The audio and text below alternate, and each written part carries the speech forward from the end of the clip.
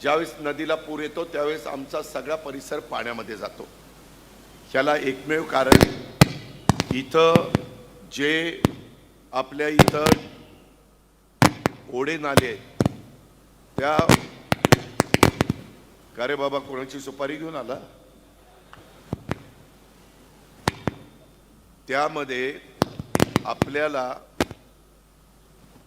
जे काही ओढे नाले आहेत हे निसर्गाने पृथ्वी तयार झाली त्यावेळेस केलेले आहेत आणि आता त्याच्यातून पाणी वाहत असताना बऱ्याचशा ठिकाणी ओढे नाले अडवलेले आहेत। त्याचा जबरदस्त फटका तिथल्या नागरिकांना बसतो। ब्लू लाईन रेड लाईन निघालेली आहे।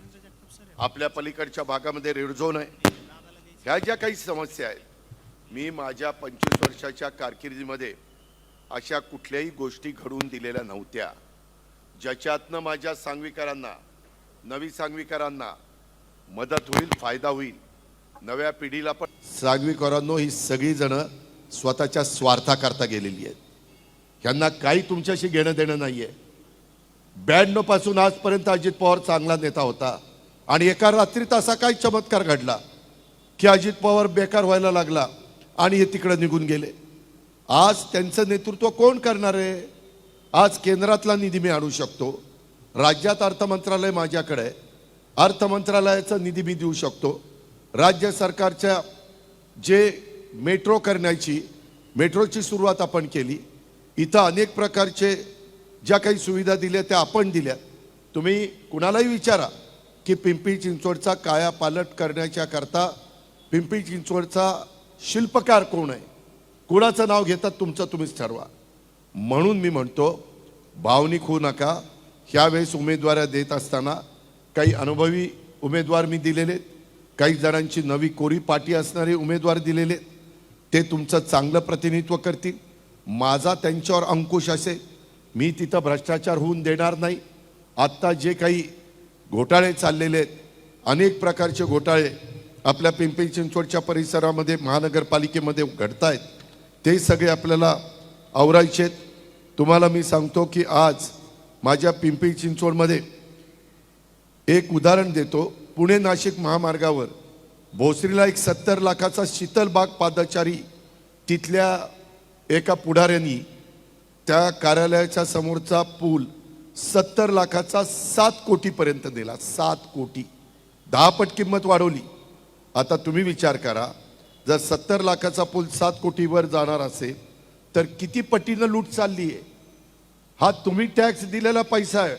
स्मार्ट सिटीच्या नावे काही इथलेच लोकप्रतिनिधी ते त्यांच्या स्वतःच्या लोकांना कामं देत आहेत आणि त्याच्यामध्ये काही कामं धनश्री कन्स्ट्रक्शन कंपनी ही एका आमदाराच्या भावाची आहे। 9 वर्षात ती कंपनी कुठल्या कुठं गेली। लोक देखील कामं करतात, आज एवढा पैसा आला कुठनं?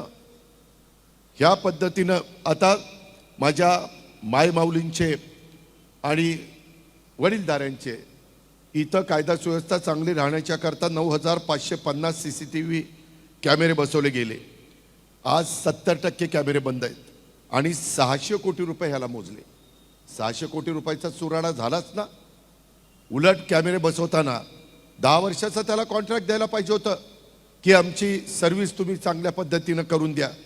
आज इथं केबल डक्ट केले जातात, 5 फूट खाली खोदाई केली पाहिजे, परंतु तशी खोदाई केली जात नाही आणि वरचेवर त्या ठिकाणी केबल टाकली जातात आणि केबल बस्ट होत आहेत। अर्बन स्ट्रीट फुटपाथ तब्बल 1000 कोटी रुपयाचा खर्च केला। सर्व जादा दराच्या निविदा आहेत। दापोडी ते निगडीत ते 12 किलोमीटर फुटपाथसाठी 100 कोटीचं बजेट सांगितलं, खर्च 149 कोटी केला। पोलिसांचा विरोध होता, नागरिकांचा विरोध होता, तरी अशा पद्धतीची कामं केली। एवढे मोठ्या प्रमाणावर आज मी दुपारी काही वेगवेगळ्या संघटनांना भेटत होतो, तिथं कचरा गोळा करणाऱ्या भगिनी आल्या।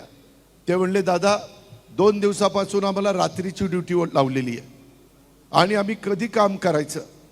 आज मोठ्या प्रमाणावर लोक कामाला आहेत असं दाखवलं जातं, बिलं काढली जातात, प्रत्यक्षात सगळ्या भागातला कचरा उचलला जात नाही। हे नवी सांगवी आणि सांगवीच्या लोकांनी ध्यानामध्ये घ्यावं.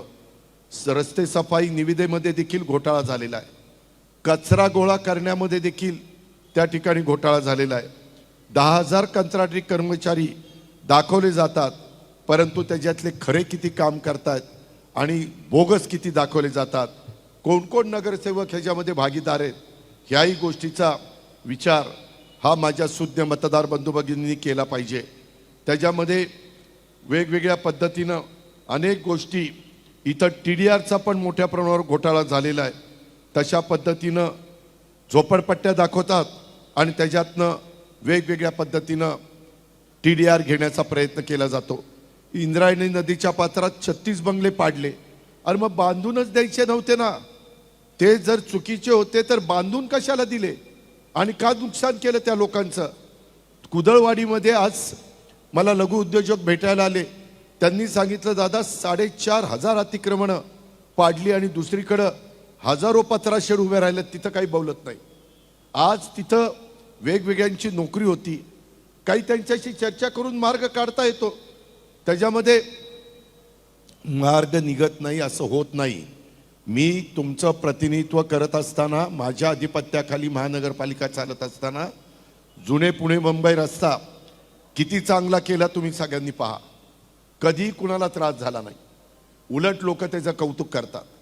आज आपल्याला मेट्रो पण वेगवेगळ्या भागामध्ये न्यायची आहे, त्याचंही काम आम्ही त्या ठिकाणी करतोय. ह्याही गोष्टीचा विचार आपण सगळ्यांनी करा. 2014ला माझ्या विचारात, 2014ला नाही, 2017ला, 14ला आमचं सरकार बदललं, 17ला ज्यावेळेस इथं महानगरपालिका दुसऱ्यांच्या ताब्यामध्ये गेली, त्यावेळेस आम्ही जाताना डेव्हलपमेंट करत ठेवी ठेवल्या होत्या 4,844 कोटीच्या.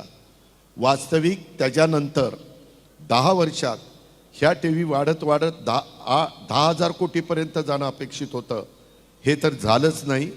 त्याच्यामध्ये आता 4,844 कोटी रुपयाच्या ठेवी ह्या 10,000 कोटीपर्यंत नेल्या नाही. ह्या सगळ्या त्यांनी मोडून त्या ठिकाणी खाल्लेल्या आहेत.